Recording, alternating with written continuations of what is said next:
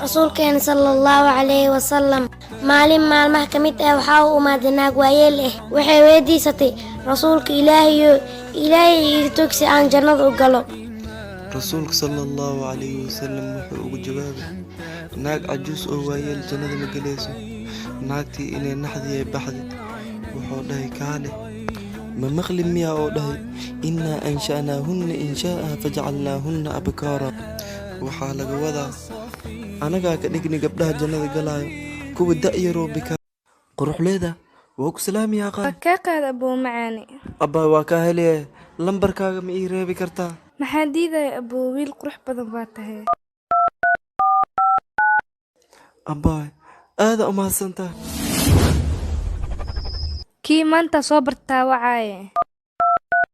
abuu lacag make up ii soo tuur diyaar waayo abbaay naag afrikaan haddii isku jeclaatid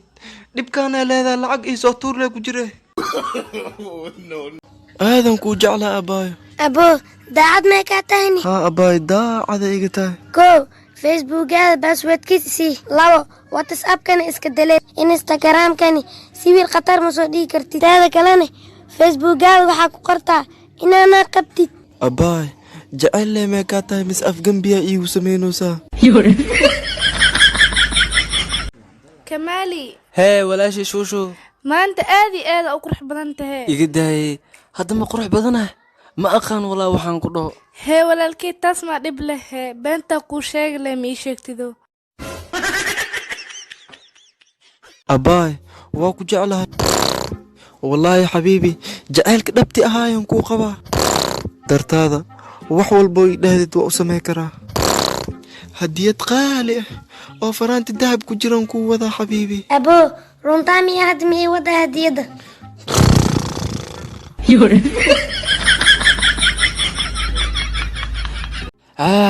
maska daraad ku qaniinaya qaniinee kaalib santusiga dhuuq walaalkee makaa dhuuq kariye dhakhtarad leen kuugu wici karaa walaalkee kaalib ditooreeso meeshaan dhib culusaa yaale meeshaan waa fududahaye hoo daawadaa marso iyadaa fiicnaanaysee hah iga tagba daba dhuuqoowanba ka badbaadiye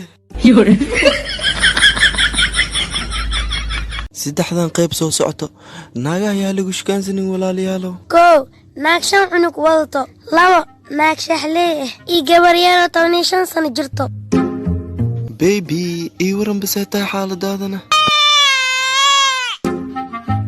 quruxay barasho wanaagsan hee maanta nin qurux loo soo bartay jiirada jiimka agtiisa degan yahay xabiibtii markaan gurigan waa kaa guurinaa guri dabaq aboo ku dhisaa sheekh cadays ma aragtaa misbagaasa kuu keenaa naag markii aragtid oo saan waddada ugu jeestaynayso shukulaato inay soo baxsatay cune markay shukulaatada dhammaysato bacda shukulaatada ee ka dhammaysay ee qabanay boorsada leebagelinaybo nadaafad maka ahee guriga markay tagta inay bacda leeleefta leebarabtaa